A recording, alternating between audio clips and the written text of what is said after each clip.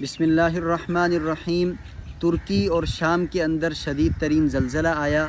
हम पाकिस्तान में कराची में बैठे हैं, लेकिन हमारे दिल अपने उन भाइयों के साथ धड़कते हैं जो इस वक्त मुसीबत की घड़ी के अंदर हैं। क्यों? क्योंकि नबी अकरम सल्लल्लाहु अलैहि वसल्लम के हदीस मुबारक का मफ़हूम है कि मोमिन एक जिस्म की मानिंद है, कजसदिन वाहिद। अगर आँख को तकलीफ़ होती है तो पूरे जिस्म को तकलीफ़ होती है। अगर हाथ को, पाँव को, जिस्म के किसी भी उज़ू को, किसी भी हिस्से को तकलीफ़ पहुंचती है तो गोया के पूरे जिस्म को पहुंचती है।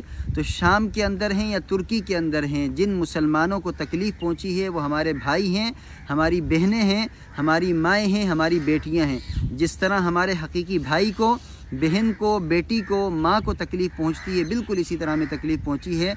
हम उनके लिए दुआ गो हैं। अल्लाह रब्बुल इज़्ज़त उनके साथ ख़ास रहम का, आफ़ियत का, करम का मामला फ़रमाए। आमीन।